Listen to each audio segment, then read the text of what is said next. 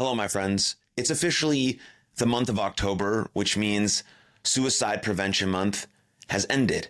And the reason I'm doing this now is because suicide prevention is a 365-day thing. And now it's really nice and awesome that we have months dedicated to suicide prevention, like September and May being dedicated to Mental Health Awareness Month. But the people who are doing the work every single day in the trenches, trying to create not awareness anymore, but action in regards to our mental health and action in regards to suicide prevention. Because like I've mentioned in sort of previous episodes that I've done on my podcast, we have to move past mental health awareness into mental health action. It's about creating action, habits, behaviors, patterns, policies that really move the needle forward so we can be a society that is mentally well and mentally fit. And then we move that even forward into sort of the darkest edges of mental health into suicide prevention.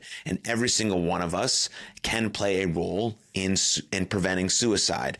And it's by talking about it a little bit more often than we do. We have to bring it out of the darkness into the light. We have to understand the nuances, the facts, the understandings about suicide, how to help a friend, where to go, what words to say, how to support, what are the support systems, what are the organizations that I can send to, what are the lifelines that I can call.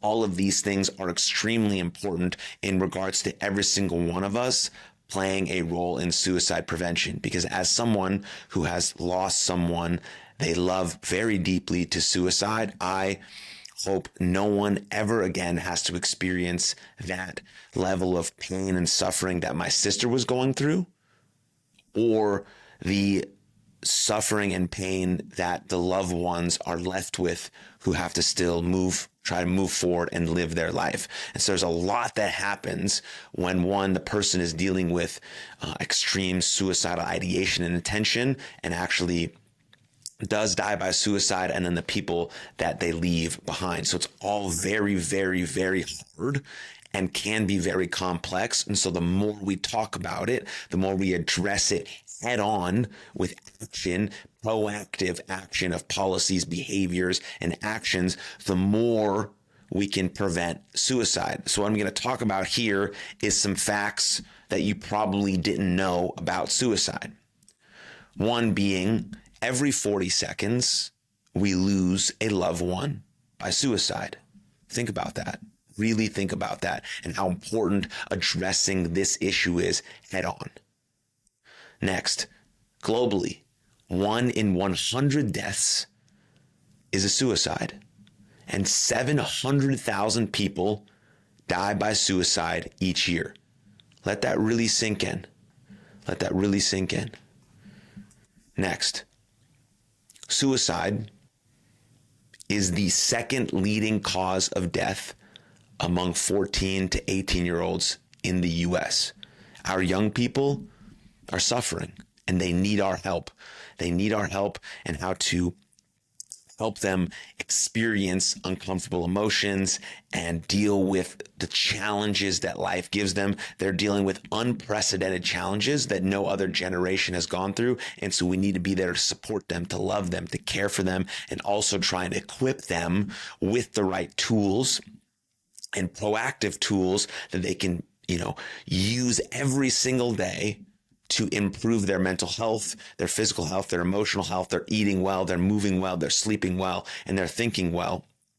And they're trying to dial in on those 4 fundamentals as a way to be proactive with our physical, mental, emotional health so that when something does happen, potentially we have a foundation to build off of. We have a network. We have a support system. We know where to go, potentially what to do, because we made a plan, a mental health plan, a mental health toolkit, because we're no longer thinking about mental health awareness. We're thinking about mental health action. And action is done every single day. Try and make sure that our young people are the most mentally well and equipped people that we know. And then we move up from there to adults and other people, because Suicide literally affects every person. Suicide does not discriminate at all. It can affect any person on any given day. So it's about equipping the whole population with the right tools and thinking about mental health action and thinking about being proactive instead of reactive to try and get out in front of these things so we can reduce the number of suicides that happen each and every day. And then suicidal ideation exists on a spectrum. Think about passive suicidal ideation. Someone might say these things. I wish I didn't exist. I can't keep living like this. I wish I wouldn't wake up tomorrow. That's a passive expression of suicidal ideation. And then we have an active expression of suicidal ideation, which could be, I won't be here by next year. I could get rid of myself right now. I have a plan to end my life. And so we have to understand that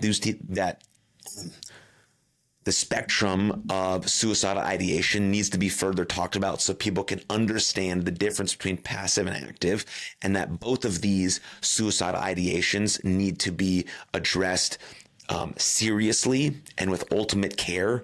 But we have to be equipped. People in schools and teachers and all of these people who deal with young people all the time have to be equipped to handle these types of conversations, and they can't shy away because suicide is more talked about if it's brought out of the dark and into the light. It's also best when addressed directly. And so we have to think about some of those very important characteristics when trying to understand this and being a society that is extremely proactive about our mental health action. And last one, to leave us on a positive note moving forward, mental health conditions that can lead to suicide can be treated. That's where a proactive society about mental health is the most important thing we need to be addressing moving forward. And what are the foundational things that we can do that will allow us to show up as the absolute best version of ourselves? That's eating well, moving well, sleeping well, and thinking well, and doing mental health action, behaviors, habits, protocols